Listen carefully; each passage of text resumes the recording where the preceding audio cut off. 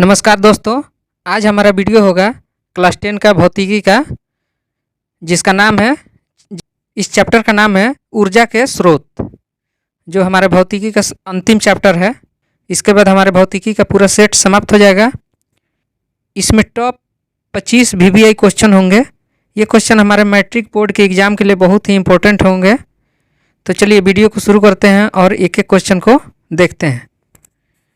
तो ये हमारा पहला क्वेश्चन है।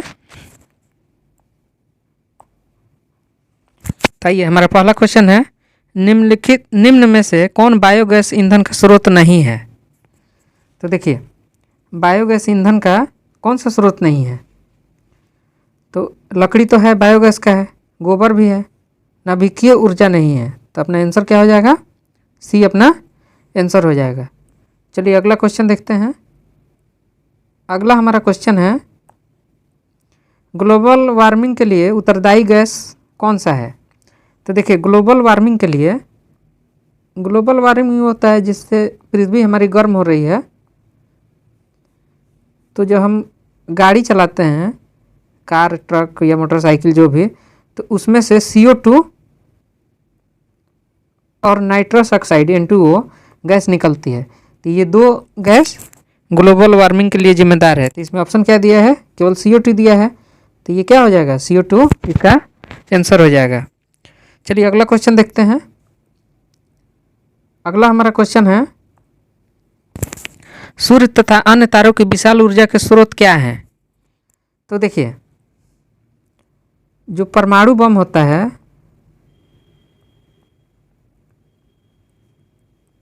उसमें नाभिकीय विखंडन होती है, यानी एक नाभिक टूट के बहुत सारे नाभिक में बिखर जाता है और बहुत सारे ऊर्जा निकलती है, विखंडन। लेकिन जो सूर्य है उसमें कौन सा रिएक्शन होता है?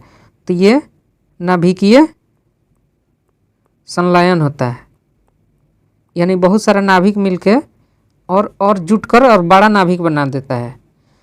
तो यहाँ सूर्य के पूछ रहा है, तो इसका आंसर क्या हो जाएगा? नाभिकीय संलयन हो जाएगा। ये इसका आंसर हो जाएगा। चलिए अगला क्वेश्चन देखते हैं। अगला हमारा क्वेश्चन है, नाभिकीय विखंडन को नियंत्रित करने में प्रयुक्त होता है। तो देखिए, जो नाभिकीय हमारा रिएक्टर होता है, इसमें 2 रॉड लगा रहता है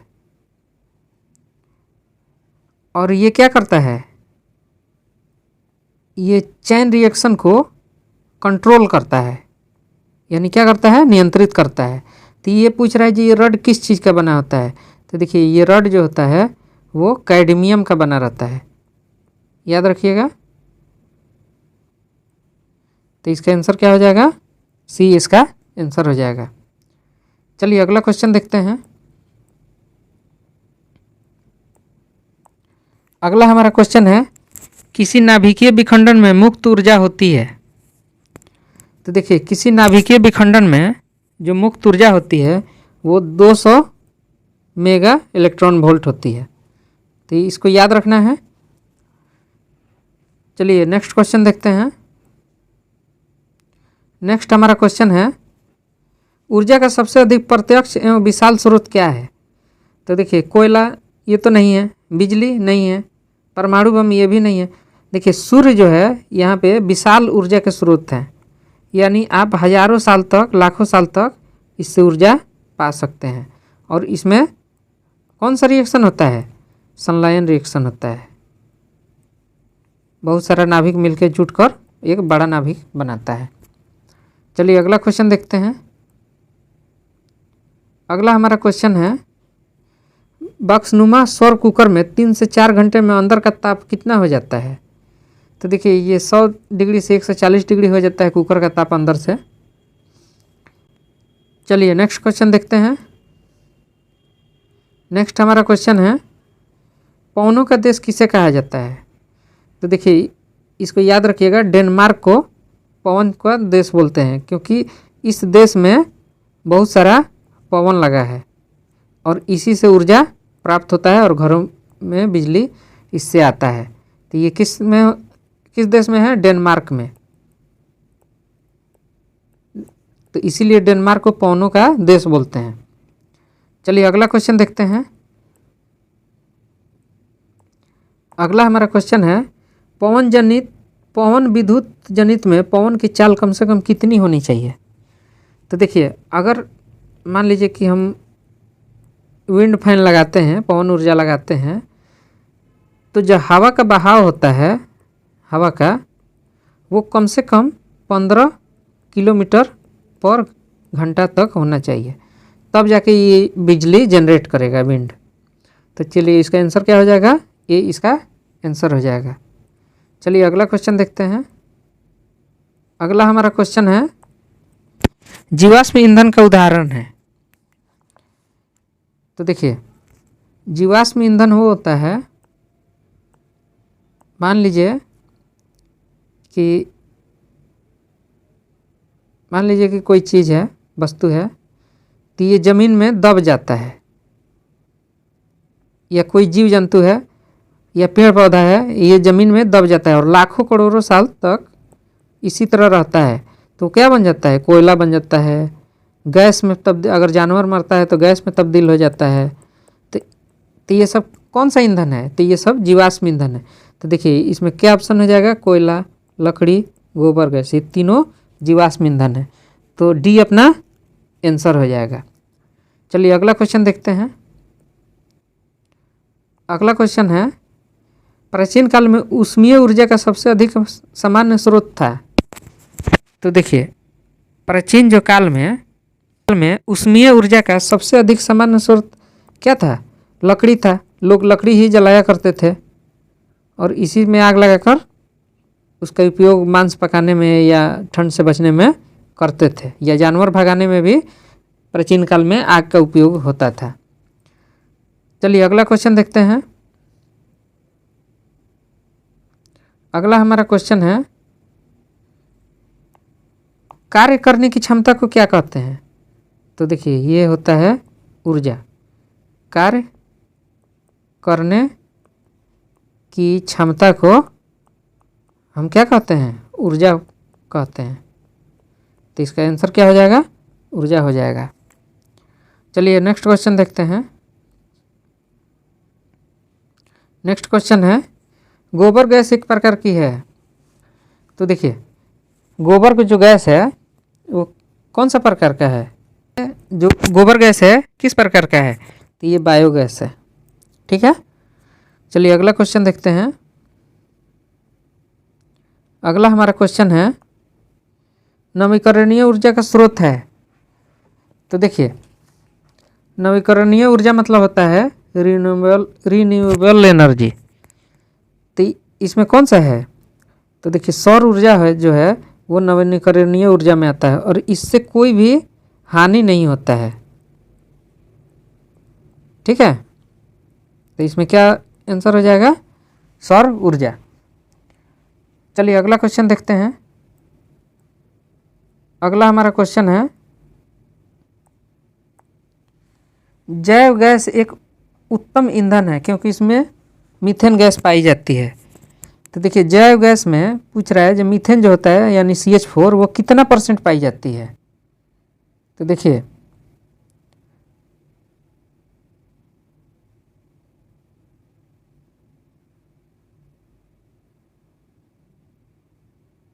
क्वेश्चन पूछ रहा है कि जैव गैस एक उत्तम ईंधन है क्योंकि इसमें मीथेन गैस पाई जाती है, यानी जैव गैस में मीथेन, जैव ऊर्जा में ईंधन में या जैव ईंधन में मीथेन गैस कितना % पाई जाती है, तो ये होगा 75% मीथेन गैस पाई जाती है। तो डी इसका आंसर हो जाएगा।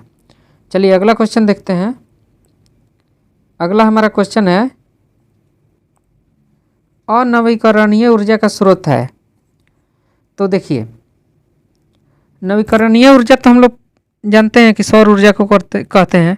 तो अनवीकरणीय ऊर्जा कौन सा है, तो देखिए ये जीवाश्म ईंधन है, यानी जिससे हानि पहुंचता हो, जिससे मनुष्य के जीवन पे प्रभाव पड़ता हो। और सौर ऊर्जा से हानि नहीं पड़ती है, पवन ऊर्जा वो तो चलते रहता है, इससे हानि कोई नहीं है पर्यावरण को। जीवाश्म ईंधन से है, इसमें बहुत सारे जहरीली गैस निकलती है, तो इसको हम क्या बोलते हैं, अनवीकरणीय ऊर्जा। तो अपना ये आंसर हो जाएगा। चलिए अगला क्वेश्चन देखते हैं। अगला क्वेश्चन है, सौर ऊर्जा को विद्युत ऊर्जा में परिवर्तित करती है। पूछ रहा है कि सौर ऊर्जा को विद्युत ऊर्जा में कौन सा परिवर्तित करती है। तो आप जानते होंगे घरों में इस तरह का सोलर प्लेट लगा होता है। तो ये क्या करती है, यहाँ पे सौर ऊर्जा गिरता है और यहाँ पे मशीन लगी रहती है, इस ऊर्जा को कलेक्ट करके यहाँ लाती है, तो ये विद्युत ऊर्जा में कन्वर्ट हो जाता है। तो इसका आंसर क्या हो जाएगा, सौर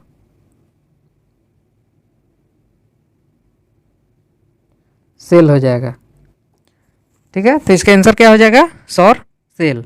ये सौर सेल क्या करती है, सौर सेल क्या करती है, तो सौर सेल जो होता है वो सौर ऊर्जा को विद्युत ऊर्जा में परिवर्तित करती है।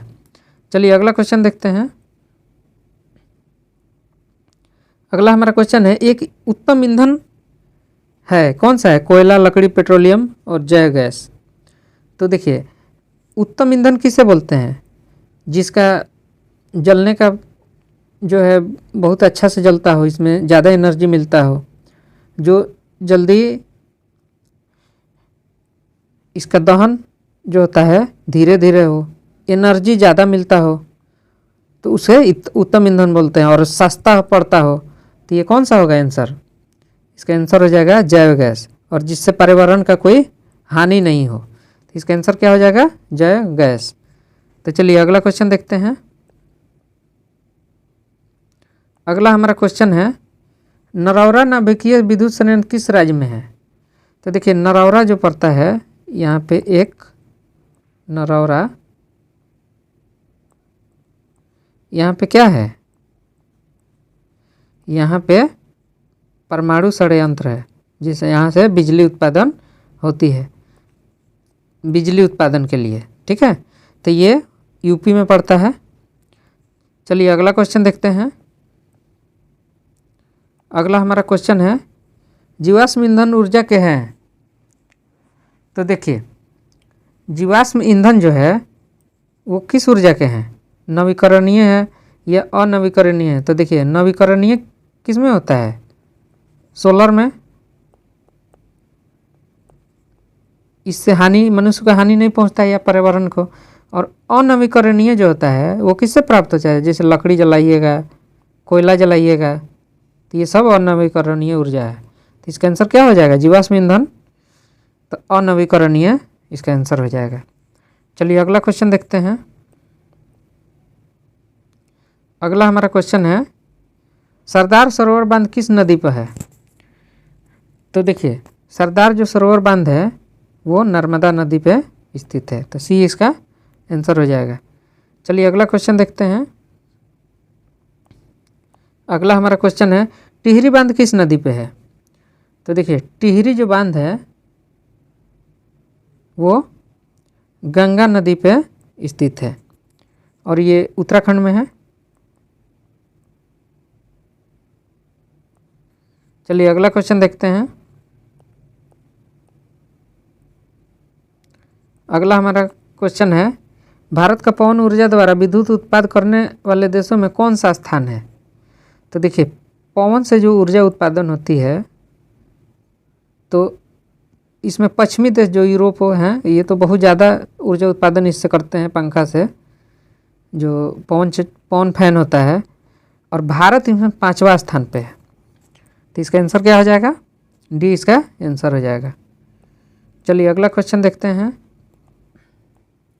अगला क्वेश्चन है, सौर सेल बनाने के लिए किसका उपयोग किया जाता है।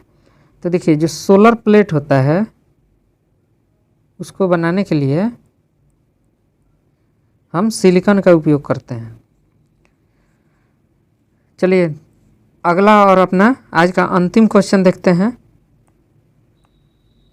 बांध के द्वारा स्थापित टरबाइन ज्वारीय ऊर्जा को किस रूप में बदलता है। तो देखिए ये जो डैम होता है और यहाँ से पानी गिरता है, तो यहाँ पे टरबाइन लगा रहता है। तो ये कह रहा है क्वेश्चन, ये जो टरबाइन है वो किस तरह का ऊर्जा का रूपांतरित करती है। तो देखिए ये विद्युत ऊर्जा को रूपांतरित करती है। तो इसका आंसर क्या हो जाएगा? बी इसका आंसर हो जाएगा। तो चलिए आज का वीडियो यहीं समाप्त हुआ। तो अगर हमारा वीडियो अच्छा लगे तो चैनल को लाइक करें, सब्सक्राइब करें और शेयर करना ना भूलें। और कोई भी अगर दिक्कत हो तो आप कमेंट कीजिए, हम उसका जवाब देंगे। Thank you.